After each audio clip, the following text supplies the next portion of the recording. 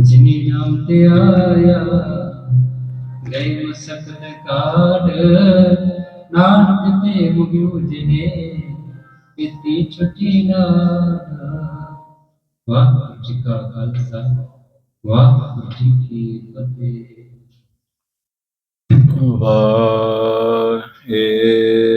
ਵਾਹਿਗੁਰੂ ਵਾਹਿਗੁਰੂ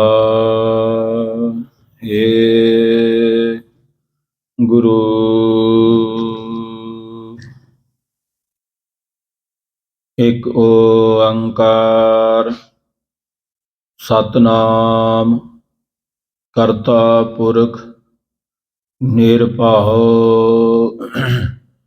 ਨਿਰਵੈਰ ਅਕਾਲ ਮੂਰਤ ਅਜੂਨੀ ਸੈਭੰ ਗੁਰ ਪ੍ਰਸਾਦ ਜਪ ਆਦ ਸੱਚ ਜੁਗਾਦ ਸੱਚ ਹੈ ਭੀ ਸੱਚ ਨਾਨਕ ਹੋਸੀ ਭੀ ਸੱਚ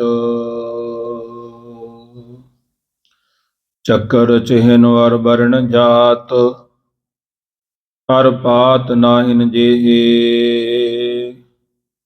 ਰੂਪ ਰੰਗ ਅਰ ਰੇਖ ਭੇਖ ਕੋ ਕਹਿ ਨਾ ਸਕਤ ਕੇਹੇ ਛਲ ਮੂਰਤ ਅਨਭਉ ਪ੍ਰਕਾਸ਼ ਅਮਿਤੋਜ ਕਹਿਜੈ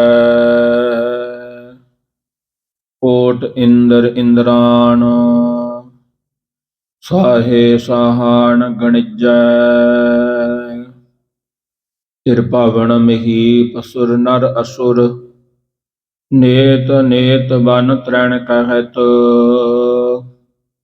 ਤੈ ਸਰਬ ਨਾਮ ਕਥੈ ਕਵਨ ਕਰਮ ਨਾਮ ਵਰਣਤ ਸੁਮਤ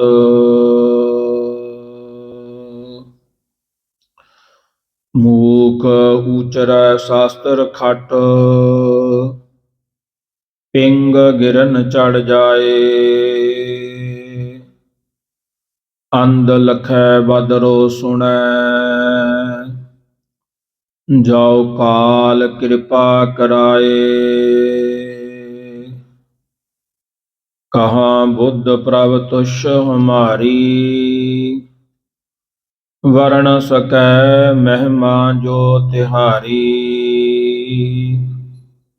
ਹਮ ਨਾ ਸਕਤ ਕਰ ਸਿਫਤ ਤੁਮਾਰੀ ਆਪ ਲੇਹੋ ਤੁਮ ਕਥਾ ਸੁਧਾਰੀ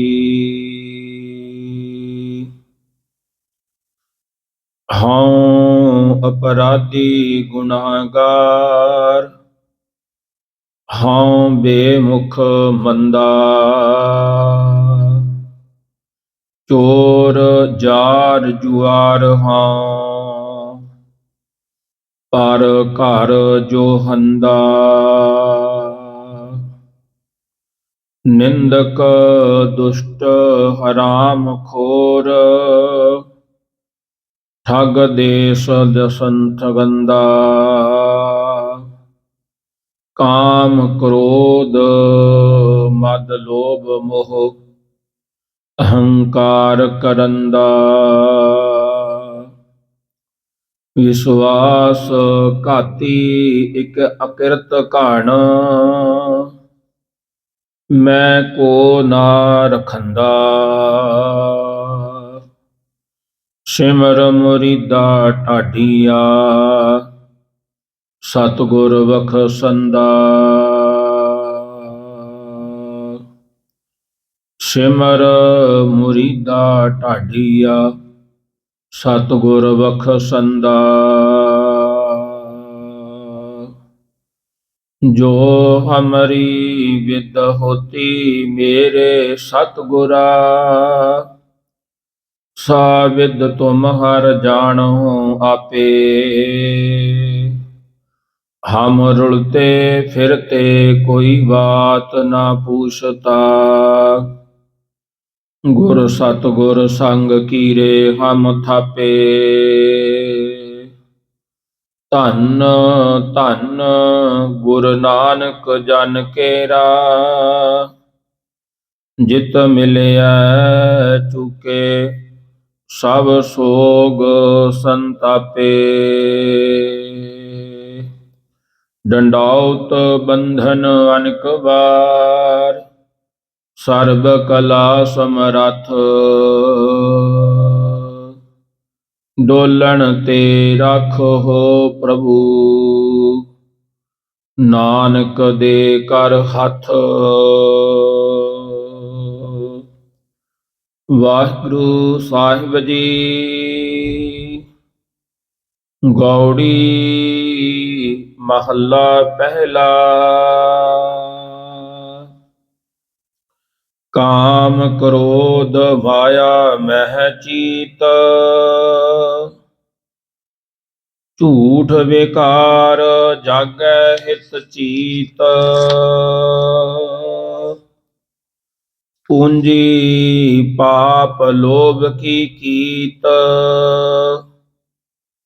ਤਰ ਤਾਰੀ ਮਨ ਨਾਮ ਸੁਚੀਤ। ਵਾਹੋ ਵਾਹੋ ਸਾਚੇ ਮੈਂ ਤੇਰੀ ਟੇਕ। ਹਉ ਪਾਪੀ ਤੂੰ ਨਿਰਮਲ ਏਕ। ਰਹਾਉ ਅਗਨ ਪਾਣੀ ਬੋਲੇ ਭੜਵਾਓ। ਜਿਹਵਾ ਇੰਦਰੀ ਏਕ ਸੁਆਓ। ਦਿਸ਼ਟ ਵਿਕਾਰੀ ਨਾਹੀ ਪਾਉ ਪਾਓ। ਆਪ ਮਾਰੇ ਤਾਂ ਪਾਏ ਨਾਉ। ਸ਼ਬਦ ਮਰੈ ਫਿਰ ਮਰਨ ਨਾ ਹੋਏ। ਬਿਨ ਮੂਏ ਕਿਉ ਪੂਰਾ ਹੋਏ। ਪਰਪੰਚ ਵਿਆਪ ਰਹਿਆ ਮਨ ਸੁਧੋਏ। ਫਿਰ ਨਾਰਾਇਣ ਕਰੇ ਸੋ ਹੋਏ। ਬੋਹਿਥ ਚੜ੍ਹੋ ਨਾ ਆਵੈ ਬਾਰ। ਠਾਕੇ ਬੋਹਿਥ ਦਰਗਹਿ ਮਾਰ। ਸੱਚ ਸਲਾਹੀ ਧਨ ਗੁਰਦੁਆਰ। ਨਾਨਕ ਦਰ ਘਰ ਏਕੰਕਾਰ।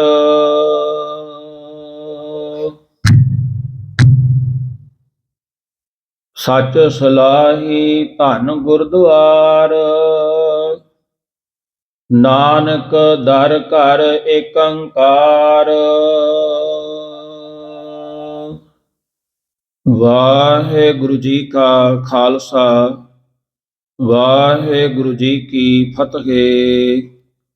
ਸਾਹਿਬੇ ਕਮਾਲ ਚੌਰ ਛਤਰ ਤਖਤ ਦੇ ਮਾਲਕ ਸਾਹਿਬ ਸ੍ਰੀ ਗੁਰੂ ਗ੍ਰੰਥ ਸਾਹਿਬ ਜੀ ਦੀ ਹਜ਼ੂਰੀ ਵਿੱਚ ਸਜੀ ਸਰਬੱਤ ਸੰਗਤ ਜੀਓ, ਗੁਰੂ ਫਤਿਹ ਪ੍ਰਵਾਨ ਕਰੋ। ਗੱਜ ਕੇ ਆਖੋ ਜੀ ਵਾਹਿਗੁਰੂ ਜੀ ਕਾ ਖਾਲਸਾ ਵਾਹਿਗੁਰੂ ਜੀ ਕੀ ਫਤਿਹ।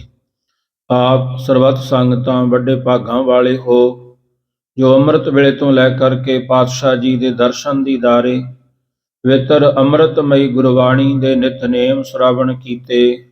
ਗੁਰੂ ਕੇ ਪਿਆਰਿਆਂ ਪਾਸੋਂ ਸ੍ਰੀ ਆਸਾ ਜੀ ਦੀ ਵਾਰ ਦੇ ਹਰ ਜਸ ਕੀਰਤਨ ਸ਼੍ਰਵਣ ਕੀਤੇ।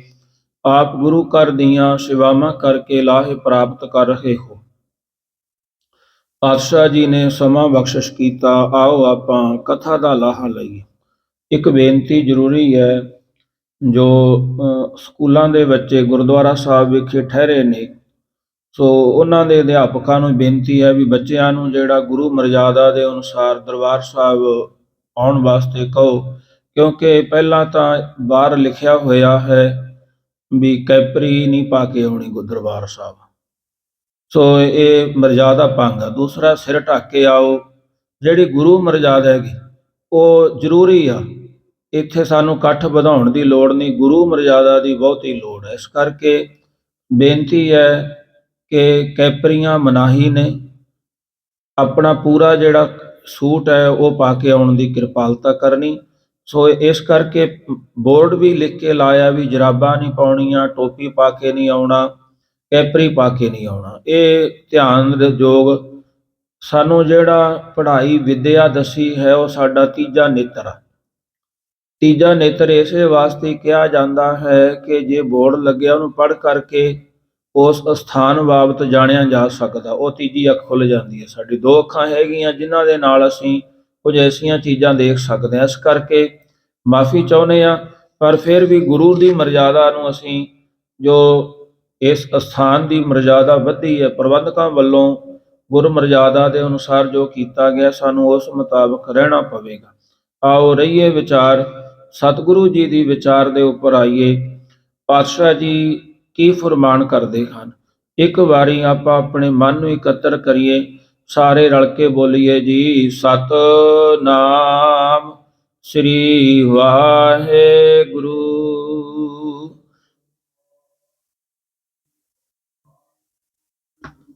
ਫਿਰ ਬੋਲੀਏ ਸਤਿਨਾਮ ਸ੍ਰੀ ਵਾਹਿਗੁਰੂ।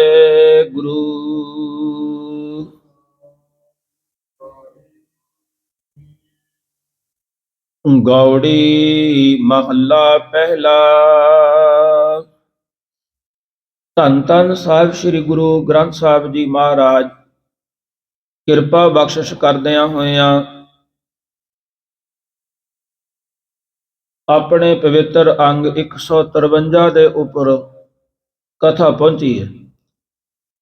ਲੜੀਵਾਰ ਕਥਾ ਦੇ ਵਿੱਚੋਂ ਧੰਨ ਧੰਨ ਸਾਹਿਬ ਸ੍ਰੀ ਗੁਰੂ ਗ੍ਰੰਥ ਸਾਹਿਬ ਜੀ ਮਹਾਰਾਜ ਆਪਣੇ 31 ਰਾਗਾਂ ਦੇ ਵਿੱਚੋਂ ਤੀਸਰੇ ਨੰਬਰ ਦੇ ਰਾਗ ਗੌੜੀ ਦੇ ਉੱਪਰੋਂ ਮਹੱਲਾ ਪਹਿਲਾ ਧੰਨ ਧੰਨ ਸਾਹਿਬ ਸ੍ਰੀ ਗੁਰੂ ਨਾਨਕ ਦੇਵ ਸਾਹਿਬ ਜੀ ਮਹਾਰਾਜ ਜੀ ਦੇ ਮੁਖਾਰ ਬਿੰਦ ਦੇ ਵਿੱਚੋਂ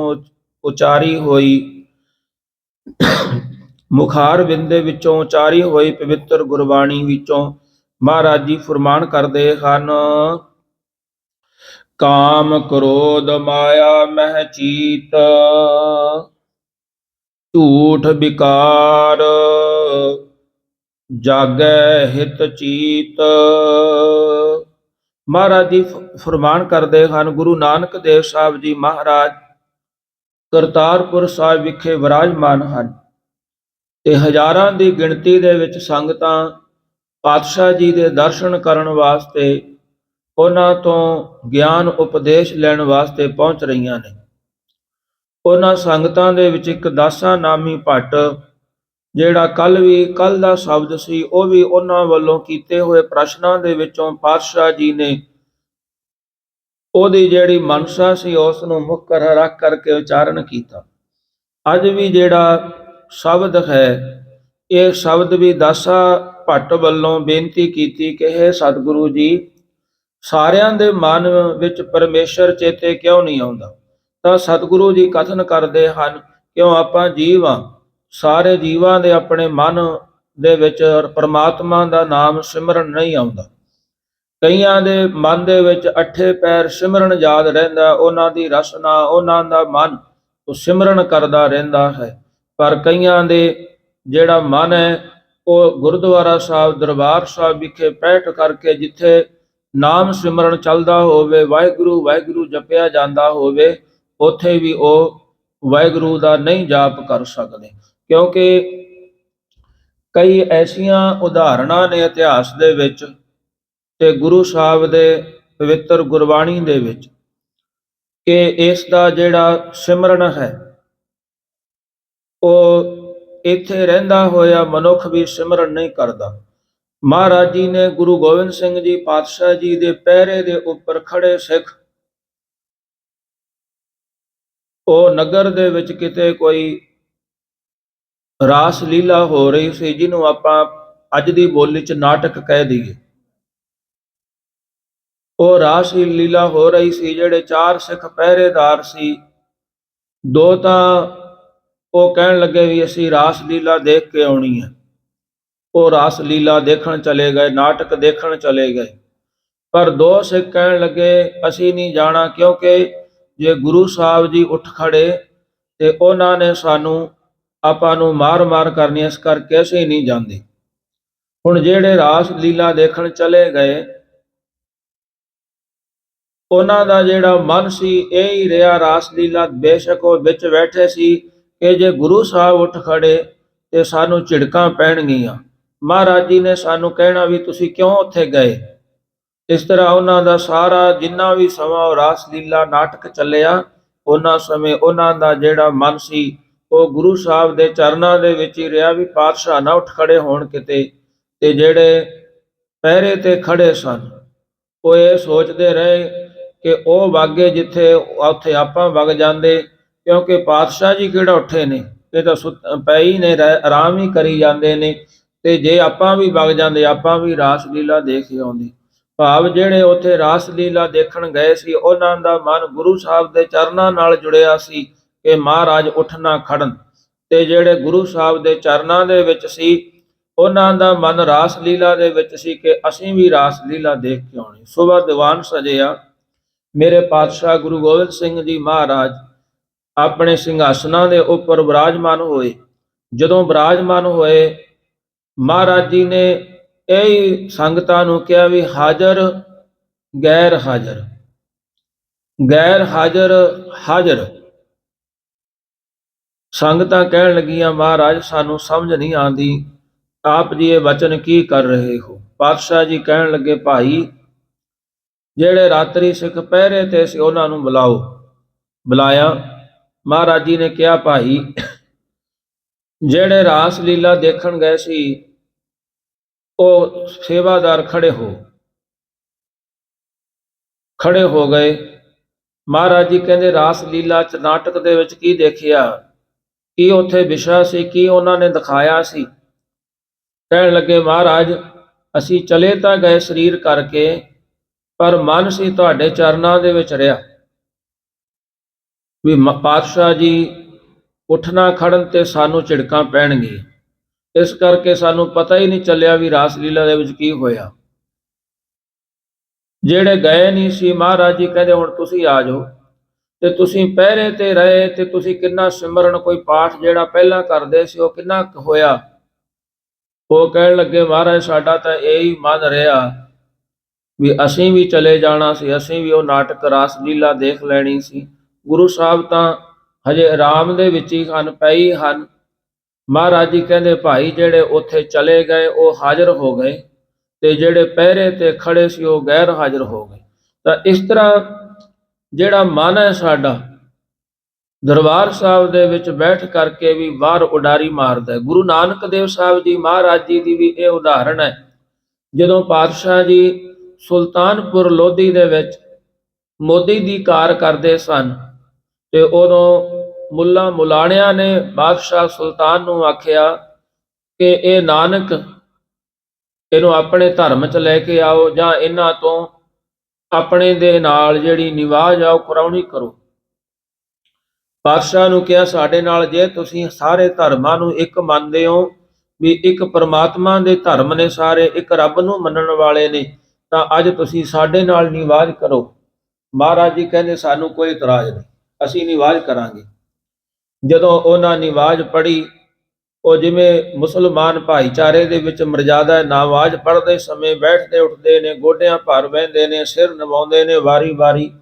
ਇਸ ਤਰ੍ਹਾਂ ਜਦੋਂ ਉਹ ਕਰੇ ਪਾਤਸ਼ਾਹ ਜੀ ਖੜੇ ਰਹੇ, ਮੁਸਕਰਾਈ ਗਏ। ਹੁਣ ਜਿਹੜੇ ਕਾਜੀ ਮੁੱਲਾਂ ਦੀ ਉਹਨਾਂ ਦੇ ਵਿੱਚ ਨਿਗਾਹ ਸੀ ਕਿ ਇਹ ਕਿਵੇਂ ਕਰਦੇ ਨੇ।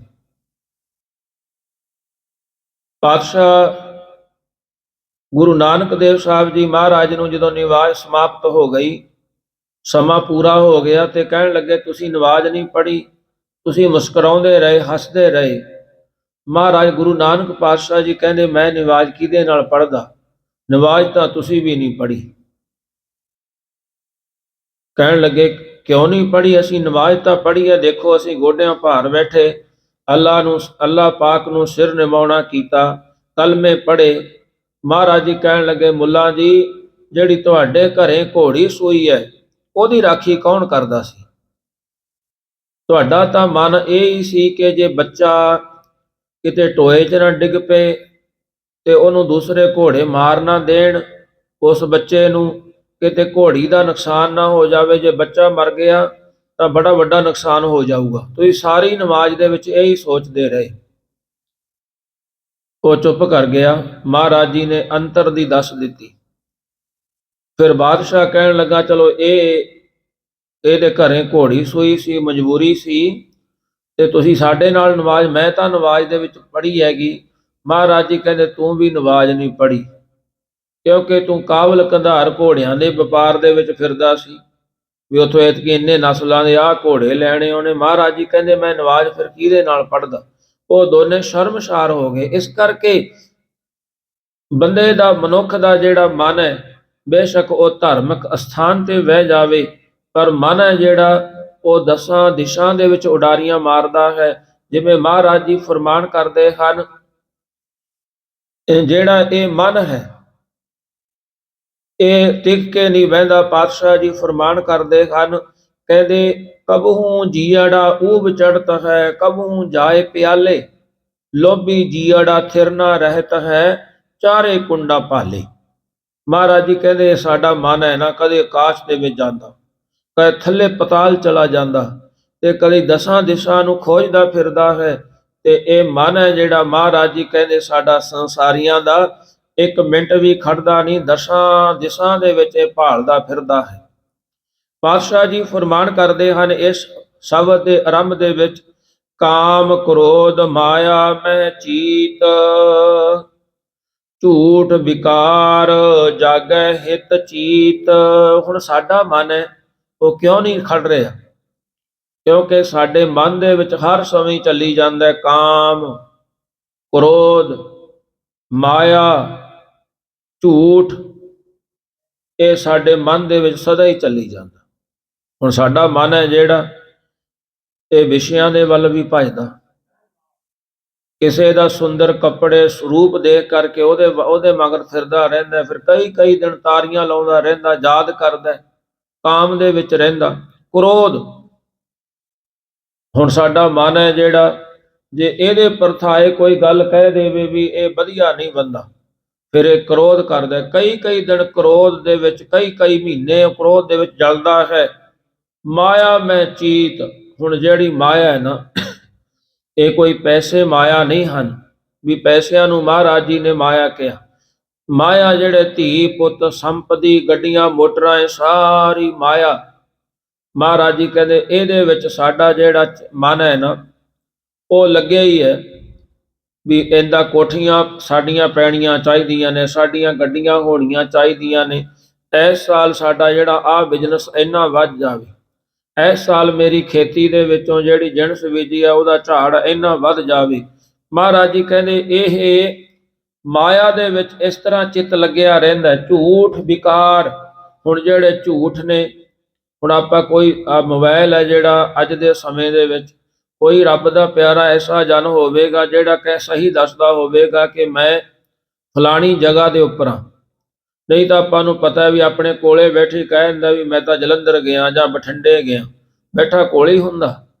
ਤੇ ਇਸ ਤਰ੍ਹਾਂ ਇਹ ਝੂਠ ਵਿਕਾਰ ਜਿਹੜੇ ਵਿਕਾਰ ਨੇ, ਕਾਮ ਕ੍ਰੋਧ ਲੋਭ ਮੋਹ ਹੰਕਾਰ, ਐਸੇ ਵਿਕਾਰਾਂ ਦੇ ਵਿੱਚ ਜਾਗੈ ਹਿਤ ਚੀਤ। ਮਹਾਰਾਜ ਜੀ ਕਹਿੰਦੇ ਸਾਰਾ ਦਿਨ ਇਹਨਾਂ ਦੇ ਵਿੱਚ ਭੱਜਿਆ ਜਾਗਦਾ ਹੈ ਤੇ ਇਹਨਾਂ ਦੇ ਵਿੱਚ ਮਨ ਨਹੀਂ ਲੱਗਦਾ।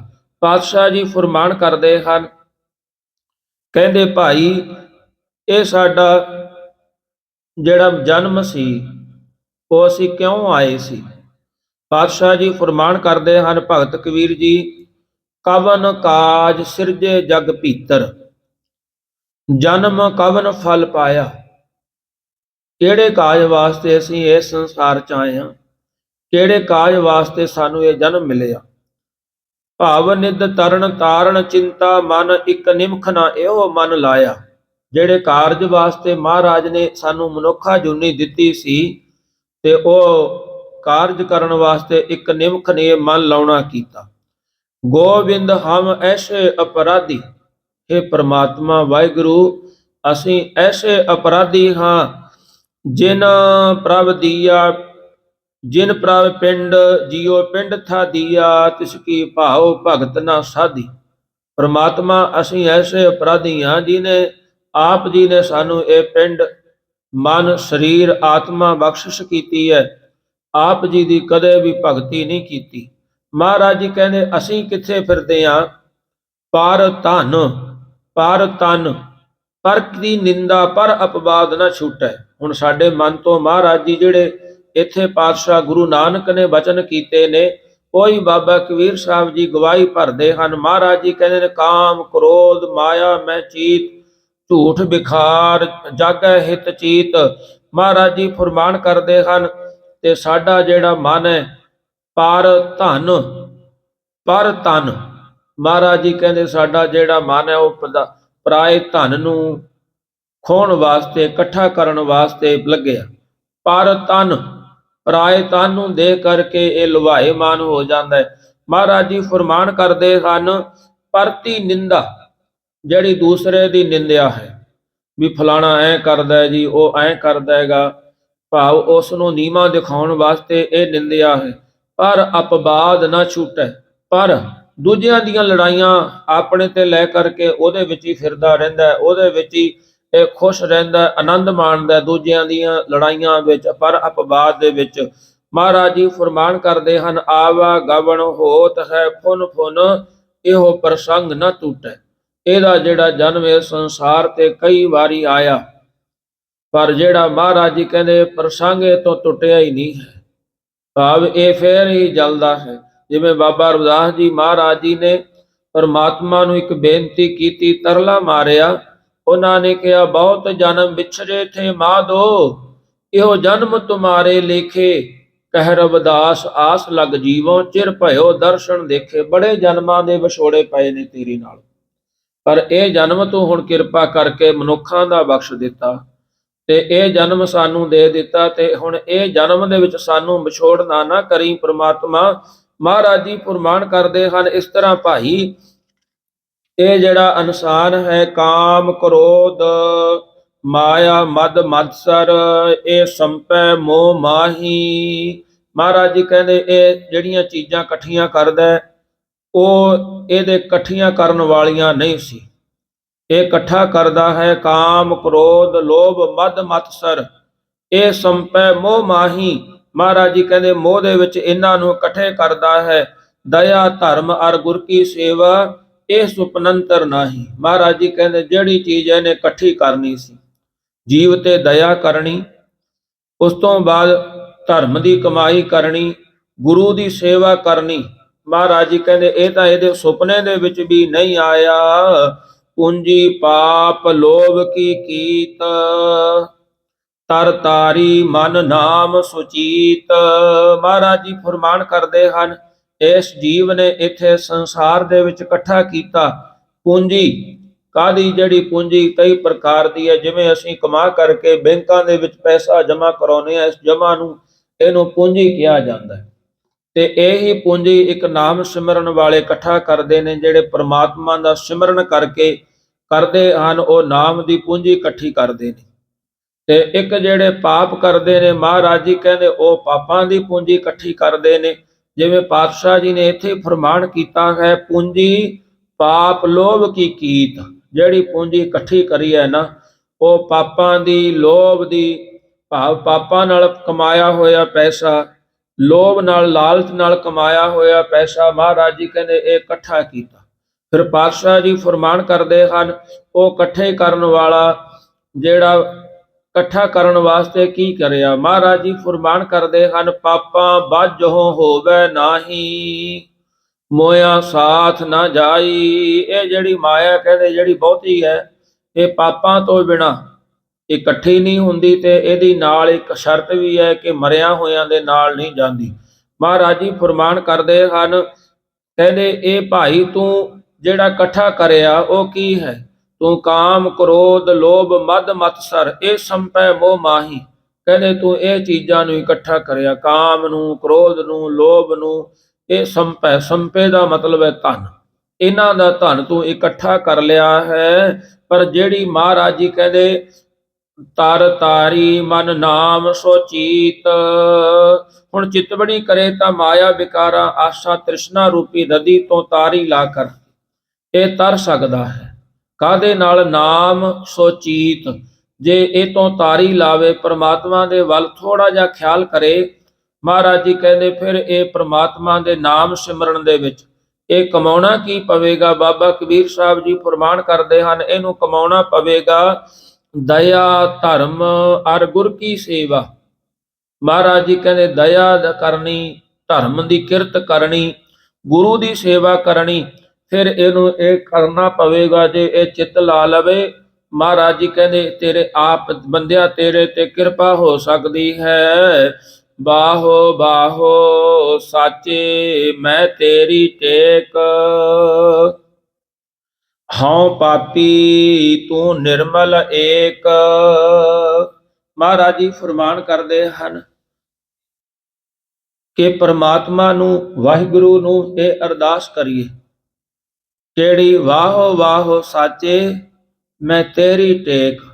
ਹੇ ਪਰਮਾਤਮਾ, ਹੇ ਸੱਚਿਆ ਪਾਤਸ਼ਾਹ, ਮੈਨੂੰ ਤੇਰੀ ਉਹ ਟੇਕ ਹੈ, ਕਿਉਂਕਿ ਤੇਥੋਂ ਬਿਨਾ ਮਹਾਰਾਜ ਜੀ ਕਹਿੰਦੇ ਅਸੀਂ ਤਰ ਨਹੀਂ ਸਕਦੇ। ਹਉ ਪਾਪੀ ਤੂੰ ਨਿਰਮਲ ਏਕ। ਮਹਾਰਾਜ ਜੀ ਫਰਮਾਨ ਕਰਦੇ ਹਨ ਅਸੀਂ ਵੱਡੇ ਪਾਪੀ ਹਾਂ। ਪਾਤਸ਼ਾਹ ਜੀ ਦਾ ਫਰਮਾਨ ਹੈ, ਅਸੀਂ ਖੱਤੇ ਬਹੁਤ ਕਮਾਵਦੇ ਕਿਛ ਅੰਤ ਨਾ ਪਾਰਾਵਾਰ, ਹਉ ਕਿਰਪਾ ਕਰਕੇ ਬਖਸ਼ ਲੈ ਹੋ, ਹਉ ਪਾਪੀ ਵੱਡ ਗੁਨਾਹਗਾਰ। ਮਹਾਰਾਜ ਜੀ ਫਰਮਾਨ ਕਰਦੇ ਹਨ ਅਸੀਂ ਐਸੇ ਕੰਮ ਕੀਤੇ ਜਿਹੜੇ ਬੜੇ ਮਾੜੇ, ਬਹੁਤ ਹੀ ਮਾੜੇ ਕੰਮ ਕੀਤੇ। ਮਹਾਰਾਜ ਜੀ ਫਰਮਾਨ ਕਰਦੇ ਹਨ ਉਹਨਾਂ ਮਾੜੇ ਕੰਮਾਂ ਦਾ ਸਾਨੂੰ ਫਲ ਸਰੂਪ ਮਿਲਿਆ ਤੇ ਸਾਡਾ ਨਾਮ ਹੀ ਪਾਪੀ ਪੈ ਗਿਆ। ਹਉ ਵੱਡ ਗੁਨਾਹਗਾਰ, ਹਉ ਪਾਪੀ ਵੱਡ ਗੁਨਾਹਗਾਰ। ਮਹਾਰਾਜ ਜੀ ਅਸੀਂ ਵੱਡੇ ਪਾਪੀ ਹਾਂ। ਹਉ ਪਾਪੀ ਤੂੰ ਬਖਸ਼ਣਹਾਰ। ਪਰਮਾਤਮਾ ਅਸੀਂ ਵੱਡੇ ਪਾਪੀਆਂ, ਤੂੰ ਬਖਸ਼ਣ ਵਾਲਾ ਹੈ। ਇਸ ਕਰਕੇ ਪਾਤਸ਼ਾਹ ਜੀ ਫਰਮਾਨ ਕਰਦੇ ਹਨ ਕਿ ਸੱਚੇ ਪਰਮਾਤਮਾ ਵਾਹਿਗੁਰੂ ਨੂੰ ਉਹਨਾਂ ਨੂੰ ਕਹਿਣਾ ਕਰੋ। ਮਹਾਰਾਜ ਜੀ ਫਰਮਾਨ ਕਰਦੇ ਹਨ, ਬਾਹੋ ਬਾਹੋ ਤਿਸਨੋ ਆਖੀਐ ਜੇ ਸੱਚਾ ਗਹਿਰ ਗੰਭੀਰ, ਵਾਹੋ ਵਾਹੋ ਤਿਸਨੋ ਆਖੀਐ ਜੇ ਗੁਣ ਦਾਤਾ ਮਤ ਧੀਰ, ਵਾਹੋ ਵਾਹੋ ਤਿਸਨੋ ਆਖੀਐ ਜੇ ਗੁਣ ਦਾਤਾ ਮਤ ਧੀਰ। ਪਾਤਸ਼ਾਹ ਜੀ ਫਰਮਾਨ ਕਰਦੇ ਹਨ, ਕਹਿੰਦੇ ਭਾਈ ਨਾਨਕ ਵਾਹੋ ਵਾਹੋ ਕਰ ਸਾਲਾਹੀਐ ਜੇ ਸਤਿਗੁਰ ਦੀਆ ਦਿਖਾਏ। ਪਾਤਸ਼ਾਹ ਜੀ ਫਰਮਾਨ ਕਰਦੇ ਹਨ ਰੱਬ ਦੇ ਚਰਨਾਂ 'ਚ ਬੇਨਤੀ ਕਰੋ ਕਿ ਮਹਾਰਾਜ ਅਸੀਂ ਤਾਂ ਵੱਡੇ ਪਾਪੀ ਹਾਂ ਤੇ ਤੂੰ ਨਿਰਮਲ ਹੈ। ਹੇ ਵਾਹੋ ਵਾਹੋ ਪਰਮਾਤਮਾ ਮੈਨੂੰ ਤੇਰੀ ਉਹ ਟੇਕ ਹੈ। ਰਹਾਓ। ਮਹਾਰਾਜ ਜੀ ਰਹਾਓ ਦਾ ਵਿਸ਼ਰਾਮ ਦਿੰਦਿਆਂ ਹੋਇਆਂ ਅੱਗੇ ਫਰਮਾਨ ਕਰਦੇ ਹਨ, ਅਗਨ ਪਾਣੀ ਬੋਲੇ ਪੜਵਾਓ ਜਿਹਵਾ ਇੰਦਰੀ ਏਕ ਸੁਆਓ। ਮਹਾਰਾਜ ਜੀ ਫਰਮਾਨ ਕਰਦੇ ਹਨ, ਕਹਿੰਦੇ ਅੱਗ ਤੇ ਪਾਣੀ ਇਹ ਸਰੀਰ ਦੇ ਵਿੱਚ 5 ਤੱਤ ਰਚੇ ਹੋਏ ਨੇ। ਆਪਾਂ ਦੇਖਿਆ ਹੋਵੇਗਾ ਕਈ ਵਾਰੀ ਜਿੱਥੇ ਪਾਣੀ ਹੋਵੇਗਾ, ਜਿਸ ਤੇਲ ਦੇ ਵਿੱਚ ਪਾਣੀ ਹੁੰਦਾ ਤੇ ਜਦੋਂ ਪਹਿਲਾਂ ਦੀਵਾ ਚਲਾਉਂਦੇ ਉਹ ਭੱਕ ਭੱਕ ਕਰਦਾ ਹੁੰਦਾ ਸੀ। ਉਹਦੀ ਆਵਾਜ਼ ਜਦੋਂ ਜਲਦਾ ਸੀ ਬੱਤੀ ਤਾਂ ਉਹ ਭੱਕ ਭੱਕ ਦੀ ਆਵਾਜ਼ ਕਿਤੇ ਦਿੰਦਾ ਸੀ। ਤੇ ਫਿਰ ਸਿਆਣੇ ਮਨੁੱਖ ਕਹਿੰਦੇ ਸੀ ਵੀ ਇਹ ਤੇਲ ਦੇ ਵਿੱਚ ਪਾਣੀ ਆ ਤਾਂ ਹੀ ਉਹ ਇਸ ਤਰ੍ਹਾਂ ਕਰਦਾ। ਤਾਂ ਇਹ ਜਿਹੜਾ ਹੁਣ ਜੇ ਆਪਾਂ ਗੱਡੀਆਂ ਮੋਟਰਾਂ ਦਾ ਵੀ ਲਾਈਏ, ਜਦੋਂ ਇਹਨਾਂ ਦੇ ਤੇਲ ਦੇ ਵਿੱਚ ਪਾਣੀ ਆਉਂਦਾ ਤਾਂ ਇਹ ਵੀ ਉਹੀ ਆਵਾਜ਼ ਦਿੰਦਾ ਇਹਨਾਂ ਦਾ ਇੰਜਣ। ਜਦੋਂ ਇਹਨਾਂ ਦਾ ਇੰਜਣ ਉਹੀ ਆਵਾਜ਼ ਦਿੰਦਾ ਹੈ। ਮਹਾਰਾਜ ਜੀ ਫਰਮਾਨ ਕਰਦੇ ਹਨ, ਅਗਨ ਅੱਗ ਪਾਣੀ ਜਲ ਆਦਿ 5 ਤੱਤਾਂ ਦੇ ਰਚੇ ਸਰੀਰ ਵਾਲਾ ਜੀਵ ਭੜਕੀ ਹੋਈ ਵਾਯੂ ਦੇ ਵਾਂਗ ਹਵਾ ਵਾਂਗੂ ਪਦਾਰਥਾਂ ਦੀ ਪ੍ਰਾਪਤੀ ਵਾਸਤੇ ਬੇਅਰਥ ਇਸ ਤਰ੍ਹਾਂ ਭੜ ਭੜ ਕਰਦਾ ਫਿਰਦਾ, ਬੋਲਦਾ ਹੀ ਰਹਿੰਦਾ ਹੈ। ਤ੍ਰਿਸ਼ਨਾ ਰੂਪੀ ਅਗਨ ਕਰਕੇ ਪਦਾਰਥਾਂ ਦੀ ਪ੍ਰਾਪਤੀ ਵਾਸਤੇ ਜੀਵ ਦਿਨ ਰਾਤ ਭੜਕੀ ਹੋਈ ਹਵਾ ਵਾਂਗੂ ਵਿਅਰਥ ਹੀ ਬੋਲਦੇ ਹਨ। ਅਗਨੀ ਦੀ ਨਿਆਈ ਤਮੋ ਗੁਣੀ ਜੀਵ, ਪਾਣੀ ਦੀ ਨਿਆਈ ਸਤੋ ਗੁਣੀ ਜੀਵ, ਭੜਕੀ ਹੋਈ ਹਵਾ ਦੀ ਨਿਆਈ ਰਜੋ ਗੁਣੀ ਜੀਵ। ਇਉਂ ਤਿੰਨਾਂ ਗੁਣਾਂ ਦੀ ਕੈਦ ਦੇ ਵਿੱਚ ਜੀਵ ਵਿਅਰਥ ਹੀ ਬੋਲਦੇ ਹਨ। ਤੇ ਮਹਾਰਾਜ ਜੀ ਫਰਮਾਨ ਕਰਦੇ ਹਨ, ਜੀਭਾ ਜੀਵ ਦੀ ਜੇਬਾ ਜੀਵ ਆਦਿ ਇੰਦਰੀਆਂ ਆਪੋ ਆਪਣੇ ਵਿਸ਼ੇ ਅਨੁਸਾਰ ਇੱਕ ਇੱਕ ਸੁਆਦ ਵਿੱਚ ਲੱਗੀਆਂ ਹਨ। ਜਿਵੇਂ ਮਹਾਰਾਜ ਜੀ ਨੇ ਫਰਮਾਨ ਕੀਤਾ ਹੈ ਕਿ ਭਾਈ ਇਹ 5 ਜੀਵ ਨੇ। ਪਾਤਸ਼ਾਹ ਜੀ ਨੇ ਉਹ ਜੀਵ ਗਿਣੇ ਨੇ ਪਤੰਗਾ ਕੁੰਚਰ ਮੀਨ। ਕਹਿੰਦੇ ਇਹ ਜਿਹੜੇ ਜੀਵ ਨੇ ਇਹਨਾਂ ਦੇ ਵੱਖਰੇ ਵੱਖਰੇ ਸਵਾਦ ਨੇ।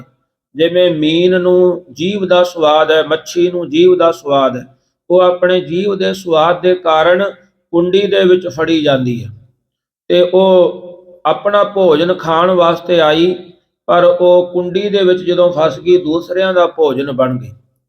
ਪਤੰਗੇ ਨੂੰ ਦੇਖਣ ਦਾ ਰੋਗ ਹੈ ਅੱਖਾਂ ਦਾ, ਤੇ ਉਹ ਦੀਵੇ ਦੀ ਲਾਟ ਦੇ ਉੱਪਰ ਉਹਨੂੰ ਦੇਖਣ ਆਇਆ ਤੇ ਉਹਦੇ ਨਾਲ ਵਿੱਚ ਹੀ ਮੱਚ ਕਰਕੇ ਮਰ ਗਿਆ। ਹਾਥੀ ਨੂੰ ਕਾਮ ਦਾ ਰੋਗ ਹੈ, ਉਹ ਕਾਮ ਪੂਰਤੀ ਵਾਸਤੇ ਨਕਲੀ ਹਾਥੀ ਹਥਣੀ ਦੇ ਵੱਲ ਭੱਜਿਆ। ਕਹਿੰਦੇ ਉਹ ਟੋਏ ਦੇ ਵਿੱਚ ਡਿੱਗ ਗਿਆ ਤੇ ਸਾਰੀ ਉਮਰ ਉਹਨੇ ਫਿਰ ਛੇਲਿਆਂ ਦੇ ਥੱਲੇ ਦੇਜਿਆਂ ਦੇ ਥੱਲੇ ਕੱਟੀ, ਭਾਵ ਕਿਸੇ ਦਾ ਗੁਲਾਮ ਰਹਿਣਾ ਪਿਆ। ਮਹਾਰਾਜ ਜੀ ਫਰਮਾਨ ਕਰਦੇ ਹਨ, ਇਸ ਤਰ੍ਹਾਂ ਜਿਹੜੇ ਸਾਡਾ ਅਸੀਂ ਮਨੁੱਖ ਹਾਂ, ਪਾਤਸ਼ਾਹ ਜੀ ਕਹਿੰਦੇ ਜਿਹੜੇ ਪੰਜੇ ਤੱਤ ਨੇ ਤੇਰੇ ਚ, ਪੰਜੇ ਦੋਸ਼ ਨੇ ਤਾਂ ਕੀ ਕੇਤਕ ਆਸ, ਤੇਰੀ ਕਿੰਨੀ ਕੁ ਆਸ ਹੋਵੇਗੀ, ਇਹ ਪੰਜੇ ਤੱਤ ਤੂੰ ਲਈ ਬੈਠਾ। ਕਿਉਂਕਿ ਸਾਨੂੰ ਜੀਵ ਦਾ ਵੀ ਸਵਾਦ ਹੈ, ਅੱਖਾਂ ਦਾ ਦੇਖਣ ਦਾ ਸਵਾਦ ਹੈ, ਕਾਮ ਵੀ ਸਾਡੇ ਨੂੰ ਪੈਦਾ ਕਰਦਾ ਹੈ, ਸਾਡੇ ਚ ਲੋਭ ਵੀ ਪੈਦਾ ਹੁੰਦਾ ਹੈ। ਸਾਰੇ ਐਸੇ ਗੁਣ ਨੇ ਜਿਹੜੇ ਉਹਨਾਂ ਦੇ ਵਿੱਚ, ਇੱਕ ਜੀਵ ਦੇ ਵਿੱਚ ਇੱਕ ਔਗਣ ਸੀ, ਇੱਕ ਔਗਣ ਨੇ ਉਹਨਾਂ ਨੂੰ ਬਰਬਾਦ ਕਰਤਾ। ਮਹਾਰਾਜ ਜੀ ਕਹਿੰਦੇ ਤੇਰੇ ਚ ਤਾਂ ਇਹ ਪੰਜੇ ਔਗਣ ਨੇ, ਮਨੁੱਖ ਤੇਰੀ ਕਿੰਨਾ ਕੁ ਚਿਰ ਆਸ ਰਵੇਗੀ। ਪਾਤਸ਼ਾਹ ਜੀ ਫਰਮਾਨ ਕਰਦੇ ਹਨ, ਦਿਸ਼ਟ ਵਿਕਾਰੀ ਨਹੀਂ ਭਾਉ ਭਾਉ, ਆਪ ਮਾਰੇ ਤਾਂ ਪਾਏ ਨਾਉ। ਜਿੰਨਾ ਚਿਰ ਜੀਵ ਦੇ ਮਨ ਵਿੱਚ ਪਰਮੇਸ਼ਰ ਦਾ ਭਾਉ ਡਰ ਪੈਦਾ ਨਹੀਂ ਹੁੰਦਾ, ਪ੍ਰੇਮ ਪੈਦਾ ਨਹੀਂ ਹੁੰਦਾ, ਉਤਨਾ ਚਿਰ ਦ੍ਰਿਸ਼ਟੀ ਵਿਕਾਰਾਂ ਵਾਲੀ ਹੀ ਰਹੇਗੀ। ਭਾਵ ਨੇਤਰ ਪਰਾਏ ਸਰੀਰਾਂ ਨੂੰ ਵਿਕਾਰ ਦ੍ਰਿਸ਼ਟੀ ਨਾਲ ਦੇਖਣਗੇ। ਜਿਨ੍ਹਾਂ ਦੇ ਮਨ ਵਿੱਚ ਵਾਹਿਗੁਰੂ ਦਾ ਡਰ ਧਾਰਨ ਕੀਤਾ, ਹਿਰਦੇ ਵਿੱਚ ਪਰਮੇਸ਼ਰ ਦਾ ਨਾਮ ਪ੍ਰੇਮ ਪੈਦਾ ਹੋਇਆ, ਮਹਾਰਾਜ ਜੀ ਕਹਿੰਦੇ ਉਹਨਾਂ ਦੀਆਂ ਅੱਖਾਂ ਵੀ ਫਿਰ ਸੱਚ ਦੇਖਣ ਲੱਗ ਪਈਆਂ, ਉਹਨਾਂ ਦੀ ਰਸਨਾ ਵੀ ਸੱਚ ਬੋਲਣ ਲੱਗ ਪਈ, ਉਹਨਾਂ ਦੇ ਕਾਰਾਂ ਵਿਹਾਰਾਂ ਦੇ ਵਿੱਚ ਵੀ ਸੱਚ ਪੈਦਾ ਹੋ ਗਿਆ ਹੈ। ਸ਼ਬਦ ਮਰੈ ਫਿਰ ਮਰਨ ਨਾ ਹੋਏ, ਬਿਨ ਮੂਏ ਕਿਉ ਪੂਰਾ ਹੋਏ। ਮਹਾਰਾਜ ਜੀ ਫਰਮਾਨ ਕਰਦੇ ਹਨ, ਜਿਹੜਾ ਸ਼ਬਦ ਦੀ ਕਵਾਈ ਕਰਦਿਆਂ ਕਰਦਿਆਂ ਸ਼ਬਦ ਦੇ ਵਿੱਚ ਮਰ ਗਿਆ, ਜਿਹਨੂੰ ਭਾਈ ਗੁਰਦਾਸ ਜੀ ਫਰਮਾਨ ਕਰਦੇ ਹਨ ਕਿ ਜਿਹੜਾ ਭਾਈ ਮੁਰਦਾ ਹੋਏ ਮਰੀਦ ਗੱਲੀ ਹੋਵਣਾ, ਜਿਹੜਾ ਮੁਰੀਦ ਹੈ ਉਹ ਮੁਰਦਾ ਹੋ ਜਾਂਦਾ ਨਾਮ ਸਿਮਰਨ ਕਰਦਾ ਕਰਦਾ। ਭਾਵ ਉਹਨੂੰ ਜੇ ਕੋਈ ਉਹਦੀ ਨਿੰਦਿਆ ਕਰਦਾ ਉਹਨੂੰ ਕੋਈ ਗੁੱਸਾ ਨਹੀਂ, ਉਹਦੀ ਕੋਈ ਸਹਾਇਤਾ ਕਰਦਾ ਉਪਮਾ ਕਰਦਾ ਉਹਨੂੰ ਕੋਈ ਖੁਸ਼ੀ ਨਹੀਂ, ਕਿਉਂਕਿ ਉਹ ਇਸ ਤੋਂ ਪਰੇ ਹੋ ਗਿਆ, ਸ਼ਬਦ ਦੇ ਵਿੱਚ ਮਰ ਗਿਆ। ਮਹਾਰਾਜ ਜੀ ਕਹਿੰਦੇ ਜਿਹੜਾ ਸ਼ਬਦ ਦੇ ਵਿੱਚ ਮਰ ਗਿਆ ਉਹਦਾ ਦੁਬਾਰਾ ਮਰਨ ਨਹੀਂ ਹੁੰਦਾ। ਬਿਨ ਮੂਏ ਕਿਉਂ ਪੂਰਾ ਹੋਏ, ਮਹਾਰਾਜ ਜੀ ਕਹਿੰਦੇ ਬਿਨਾ ਮਰੇ ਤੋਂ ਕੋਈ ਪੂਰਾ ਨਹੀਂ ਹੋ ਸਕਦਾ। ਪਰਪੰਚ ਵਿਆਪ ਰਹਿਆ ਮਨ ਧੋਏ, ਫਿਰ ਨਾਰਾਇਣ ਕਰੇ ਸੋ ਹੋਏ। ਪਰਪੰਚ ਛਲ ਰੂਪ ਸੰਸਾਰ ਵਿੱਚ ਲੱਗਿਆ ਹੋਇਆ ਜੀਵ ਦਾ ਮਨ ਦੁਆਇਤ ਵਿੱਚ ਜੁੜ ਰਿਹਾ ਹੈ। ਜਿੰਨਾ ਚਿਰ ਜੀਵ ਦਾ ਮਨ ਪ੍ਰਪੰਚ ਸੰਸਾਰ ਦੇ ਕਾਰੋ ਵਿਹਾਰਾਂ ਵਿੱਚ ਵਿਆਪ ਲੱਗਿਆ ਹੋਇਆ ਹੈ, ਉਤਨਾ ਚਿਰ ਦੋ ਭਾਵ ਜੰਮਣਾ ਮਰਨਾ ਬਣਿਆ ਰਹੇਗਾ। ਜੋ ਸਦਾ ਥਿਰ ਸਥਿਰ ਇੱਕ ਰਸ ਰਹਿਣ ਵਾਲਾ ਨਾਰਾਇਣ ਪਰਮੇਸ਼ਰ ਹੈ, ਉਸ ਉੱਤੇ ਉਹ ਆਪਣੀ ਕਿਰਪਾ ਦ੍ਰਿਸ਼ਟੀ ਕਰੇ, ਉਹ ਕਰ ਦੇਵੇ, ਉਹ ਜੀਵ ਉਸ ਦਾ ਸਰੂਪ ਹੋ ਜਾਂਦਾ ਹੈ। ਬੋਹਿਥ ਚੜੋ ਨਾ ਆਵੇ ਬਾਰ, ਠਾਕੇ ਬੋਹਿਥ ਦਰਗਹਿ ਮਾਰ। ਮਹਾਰਾਜ ਜੀ ਫਰਮਾਨ ਕਰਦੇ ਹਨ, ਜਦ ਮਨੁੱਖਾਂ ਦੇ ਰੂਪੀ ਬਾਰ ਸਮਾਂ ਹੱਥ ਆਵੇ ਤਾਂ ਗੁਰਾਂ ਦੁਆਰਾ ਨਾਮ ਸਿਮਰਨ ਰੂਪੀ ਬੋਹਿਥ ਜਹਾਜ਼ ਹੈ ਜਿਹੜਾ, ਇਸ ਦੇ ਵਿੱਚ ਚੜ੍ਹਨਾ ਕਰੇ, ਜਿਹਨੂੰ ਅਸੀਂ ਕਹਿੰਦੇ ਹਾਂ ਨਾਨਕ ਨਾਮ ਜਹਾਜ਼ ਹੈ, ਚੜੇ ਸੋ ਉਤਰੇ ਪਾਰ। ਮਹਾਰਾਜ ਜੀ ਕਹਿੰਦੇ ਇਹਦੇ ਵਿੱਚ ਚੜ੍ਹਨਾ ਕਰੇ। ਪ੍ਰਮਾਤਮਾ ਵੱਲੋਂ ਨਾਮ ਰੂਪੀ ਜਹਾਜ਼ ਸਾਨੂੰ ਬਖਸ਼ਿਆ, ਜਿਹੜਾ ਇਹਦੇ ਵਿੱਚ ਚੜ੍ਹ ਜਾਂਦਾ ਉਹ ਪਾਰ ਉਤਰ ਜਾਂਦਾ ਹੈ। ਇਸ ਕਰਕੇ ਪਾਤਸ਼ਾਹ ਜੀ ਫਰਮਾਨ ਕਰਦੇ ਹਨ, ਬੋਹਿਥ ਚੜੋ ਨਾ ਆਵੇ ਬਾਰ। ਹੁਣ ਮਨੁੱਖਾ ਜਨਮ ਸਾਨੂੰ ਮਿਲਿਆ, ਇਹ ਅਸੀਂ ਪ੍ਰਮਾਤਮਾ ਨਾਮ ਦੇ ਬੋਹਿਥ ਦੇ ਵਿੱਚ ਚੜ੍ਹ ਕਰਕੇ ਆਪਣੀ ਇਹ ਜਨਮ ਮਰਨ ਦੇ ਚੱਕਰਾਂ ਵਾਲੀ ਵਾਰੀ ਕੱਟ ਸਕਦੇ ਹਾਂ। ਠਾਕੇ ਬੋਹਿਥ ਦਰਗਹਿ ਮਾਰ। ਮਹਾਰਾਜ ਜੀ ਫਰਮਾਨ ਕਰਦੇ ਹਨ, ਕਹਿੰਦੇ ਇਸ ਜਹਾਜ਼ ਤੇ ਚੜ੍ਹਨ ਤੋਂ ਠਾਕੇ ਰੁਕੇ ਰਹੋਗੇ ਤਾਂ ਫਿਰ ਦਰਗਾਹ ਵਿੱਚ ਜਮਾਂ ਦੀ ਮਾਰ ਪਵੇਗੀ। ਜੇ ਆਪਾਂ ਨਾਮ ਸਿਮਰਨ ਦੇ ਜਹਾਜ਼ ਦੇ ਵਿੱਚ ਨਹੀਂ ਅਸਵਾਰ ਹੋਵਾਂਗੇ, ਨਹੀਂ ਚੜਾਂਗੇ, ਫਿਰ ਮਹਾਰਾਜ ਜੀ ਕਹਿੰਦੇ ਦਰਗਾਹ ਦੇ ਵਿੱਚ ਮਾਰਾਂ ਪੈਣੀਆਂ ਹਨ। ਸੱਚ ਸਲਾਹੀ ਧਨ ਗੁਰਦੁਆਰ, ਗੁਰੂ ਸਾਹਿਬ ਜੀ ਫਰਮਾਨ ਕਰਦੇ ਹਨ ਕਿ ਗੁਰੂ ਸਾਹਿਬ ਜੀ ਦੀ ਸੰਗਤ ਰੂਪੀ ਦੁਆਰ ਧਨ ਧਨਤਾ ਦੇ ਯੋਗ ਹੈ, ਜਿਸ ਵਿੱਚ ਸੱਚੇ ਪ੍ਰਮਾਤਮਾ ਵਾਹਿਗੁਰੂ ਅਕਾਲ ਪੁਰਖ ਨੂੰ ਸਲਾਹੀ ਦਾ ਸਲਾਹੁਣਾ ਕਰੀਦਾ ਹੈ। ਉਹ ਪੁਰਖ ਧਨ ਜਨ ਗਿਆਨ ਦੀ ਪ੍ਰਾਪਤੀ ਵਾਸਤੇ ਗੁਰਾਂ ਦੁਆਰਾ ਸੱਚੇ ਨੂੰ ਸਲਾਹੁੰਦੇ ਹਨ। ਮਹਾਰਾਜ ਜੀ ਫਰਮਾਨ ਕਰਦੇ ਹਨ, ਕਹਿੰਦੇ ਭਾਈ, ਜੇ ਅਸੀਂ ਗੁਰਦੁਆਰ ਦੇ ਵਿੱਚ ਰਹਿਣਾ, ਇੱਥੇ ਕਾਰਜ ਕਰਨੇ ਪੈਂਦੇ ਨੇ, ਤਾਂ ਜਿਹੜੀ ਸਾਡੀ ਇਹ ਜਮਾਂ ਦੀ ਫਾਹੀ ਆ ਉਹ ਕੱਟੀ ਜਾਵੇਗੀ। ਜਲ ਢੋਵੋ ਇਹ ਸੀਸ ਕਰ ਪਗ ਪਖਲਾਵੋ, ਬਾਹਰ ਜਾਓ ਲਖ ਵੇਰੀਆਂ ਦਰਸ ਪੇਖ ਜੀਵਾਵੋ, ਕਰੋ ਮਨੋਰਥ ਮਨੈ ਮਾਹੇ ਆਪਣੇ ਪ੍ਰਭ ਤੇ ਪਾਵੋ, ਦਿਓ ਸੁਹਣੀ ਸਾਧ ਕੇ ਬੀਜਨ ਟੋਲਾਵੋ। ਮਹਾਰਾਜ ਜੀ ਫਰਮਾਨ ਕਰਦੇ ਹਨ, ਅੰਮ੍ਰਿਤ ਗੁਣ ਸੰਤ ਬੋਲ ਤੇ ਸੁਣ ਮਨੈ ਪਿਲਾਵੋ, ਉਆ ਰਸ ਮਹਿ ਸਾਂ ਤ੍ਰਿਪਤ ਹੋਏ ਬਿਖੈ ਜਲਨ ਬੁਝਾਵੋ। ਮਹਾਰਾਜ ਜੀ ਕਹਿੰਦੇ ਭਾਈ, ਠਾਕੇ ਜਿਹੜਾ ਸੱਚ ਸਲਾਹੀ ਧਨ ਗੁਰਦੁਆਰ, ਪਰਮਾਤਮਾ ਸੱਚੇ ਨੂੰ ਸਲਾਹੁਣਾ ਕਰੀਏ ਇਸ ਗੁਰਦੁਆਰ ਦੇ ਵਿੱਚ ਰਹਿ ਕਰਕੇ, ਸੰਗਤ ਦੇ ਵਿੱਚ ਰਹਿ ਕਰਕੇ। ਨਾਨਕ ਦਰ ਘਰ ਏਕੰਕਾਰ। ਸਤਿਗੁਰੂ ਜੀ ਫਰਮਾਨ ਕਰਦੇ ਹਨ, ਜੋ ਏਕੰਕਾਰ ਪਰਮੇਸ਼ਰ ਦੇ ਸਾਧ ਸੰਗਤ ਰੂਪੀ ਵਿੱਚ ਦਰ ਦੇ ਰੂਪ ਵਿੱਚ ਆਉਂਦੇ ਹਨ, ਉਸ ਰੂਪ ਰੂਪੀ ਘਰ ਵਿੱਚ ਪਹੁੰਚ ਜਾਂਦੇ ਹਨ। ਪਰਮੇਸ਼ਰ ਸਾਰਿਆਂ ਦੇ ਘਰਾਂ ਸਰੀਰ ਅੰਤਿਸ਼ਕਰਨ ਰੂਪੀ ਦਰਵਾਜ਼ੇ ਵਿੱਚ ਹੀ ਵਸ ਰਹੇ। ਸਾਧ ਸੰਗਤ ਰੂਪੀ ਘਰ ਵਿੱਚ ਮਿਲ ਕੇ ਉਸ ਨੂੰ ਗਿਆਨ ਰੂਪੀ ਦਰਵਾਜ਼ੇ ਵਿੱਚ ਪਹੁੰਚਣਾ ਕਰੀਏ, ਏਕੰਕਾਰ ਪਰਮੇਸ਼ਰ ਦੀ ਪ੍ਰਾਪਤੀ ਹੋਵੇਗੀ। ਸੋ ਇੱਥੇ ਪਾਤਸ਼ਾਹ ਜੀ ਨੇ ਕਿਰਪਾ ਬਖਸ਼ਿਸ਼ ਕੀਤੀ ਹੈ, ਜੋ ਅੱਜ ਦਾ ਸ਼ਬਦ ਦੀ ਇਸ ਦੀ ਵਿਚਾਰ ਜਿਹੜੀ ਸੰਪੂਰਨ ਹੋਈ ਹੈ। ਆਪਣਾ ਸਮਾਂ ਵੀ ਸੰਪੂਰਨ ਹੋਇਆ ਹੈ। ਅੱਜ ਦੇ ਸ਼ਬਦ ਦੇ ਵਿੱਚ ਗੁਰੂ ਨਾਨਕ ਦੇਵ ਸਾਹਿਬ ਜੀ ਮਹਾਰਾਜ ਜੀ ਨੂੰ ਦਸਾਂ ਨਾਮੀ ਭੱਟ ਨੇ ਸਵਾਲ ਕੀਤਾ, ਹੈ ਪਾਤਸ਼ਾਹ, ਕਿਰਪਾ ਕਰਕੇ ਦੱਸਣਾ ਕਰੋ ਕਿ ਜੀਵ ਨੇ ਜਿਹੜੇ ਸਾਰੇ ਮਾਤ ਲੋਕ ਦੇ ਵਿੱਚ ਆਏ ਨੇ, ਸਾਰੇ ਰੱਬ ਦੇ ਭੇਜੇ ਹੀ ਆਏ ਨੇ, ਪਰ ਸਾਰਿਆਂ ਦਾ ਜਿਹੜਾ ਮਨ ਹੈ ਉਹ ਕਿਉਂ ਨਹੀਂ ਰੱਬ ਦੇ ਨਾਮ ਦੇ ਵਿੱਚ ਜੁੜਦਾ। ਫਿਰ ਮਹਾਰਾਜ ਜੀ ਨੇ ਦੱਸਿਆ ਵੀ ਰੱਬ ਨੇ ਕਿਉਂ ਨਹੀਂ ਜੁੜਦਾ ਰੱਬ ਦੇ ਨਾਮ ਦੇ ਵਿੱਚ, ਕਿਉਂਕਿ ਪਾਤਸ਼ਾਹ ਜੀ ਦਾ ਹੁਕਮ ਹੈ, ਜਿਨ ਰਚ ਰਚਿਆ ਪੁਰਖ ਵਿਧਾਤਾ ਨਾਲੇ ਹਉਮੈ ਪਾਈ। ਸਾਡਾ ਪਰਮਾਤਮਾ ਨੇ ਰਚਨ ਰਚਿਆ, ਪਰ ਸਾਡੇ ਵਿੱਚ ਪਰਮਾਤਮਾ ਨੇ ਹਉਮੈ ਦਾ ਜਿਹੜਾ ਪੁਰਜਾ ਹੈ, ਹਉਮੈ ਦਾ ਇੱਕ ਅੰਗ ਉਹ ਵੀ ਫਿੱਟ ਕਰ ਦਿੱਤਾ, ਤੇ ਉਹ ਅੰਗ ਦੇ ਨਾਲ ਅਸੀਂ ਹਉਮੈ ਦੇ ਵਿੱਚ ਭੱਜੇ ਹਾਂ, ਰੱਬ ਦੇ ਨਾਮ ਦੇ ਵੱਲ ਨਹੀਂ ਲੱਗਦੇ। ਇਸ ਕਰਕੇ ਪਾਤਸ਼ਾਹ ਜੀ ਫਰਮਾਨ ਕਰਦੇ ਹਨ, ਜਿਨ੍ਹਾਂ ਨੇ ਪਰਮਾਤਮਾ ਦੇ ਨਾਮ ਨਾਲ ਲੱਗੇ ਤੇ ਉਹ ਇਸ ਸੰਸਾਰ ਤੋਂ ਚਲੇ ਤਰ ਜਾਣਗੇ, ਪਰ ਜਿਹੜੇ ਨਾਮ ਤੋਂ ਦੂਰ ਰਹੇ ਸੰਸਾਰ ਦੇ ਇਸ ਸਮੁੰਦਰ ਦੇ ਵਿੱਚ ਡੁੱਬ ਜਾਣਾ ਕਰਨਗੇ। ਸੋ ਆਓ ਪਾਤਸ਼ਾਹ ਜੀ ਦੇ ਚਰਨਾਂ ਦੇ ਵਿੱਚ 1 ਮਿੰਟ ਵਾਸਤੇ ਆਪਾਂ ਨਾਮ ਦੀ ਹਾਜ਼ਰੀ ਲਵਾਈਏ, ਤੇ ਉਸ ਤੋਂ ਬਾਅਦ ਫਿਰ ਆਪਾਂ ਅਰਦਾਸ ਬੇਨਤੀ ਦੇ ਵਿੱਚ ਸ਼ਾਮਲ ਹੋਵਾਂਗੇ, ਜੁੜਨਾ ਕਰਾਂਗੇ ਜੀ। ਵਾਹਿਗੁਰੂ ਵਾਹਿਗੁਰੂ।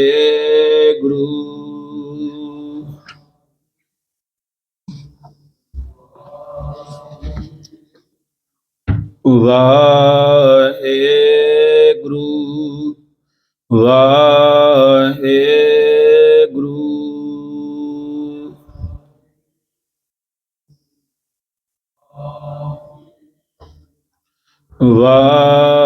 ਵਾਹਿਗੁਰੂ ਵਾਹਿਗੁਰੂ।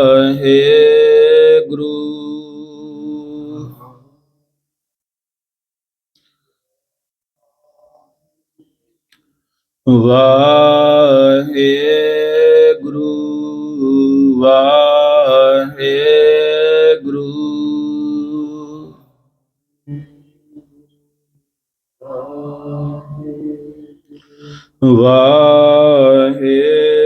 ਵਾਹਿਗੁਰੂ ਵਾਹਿਗੁਰੂ।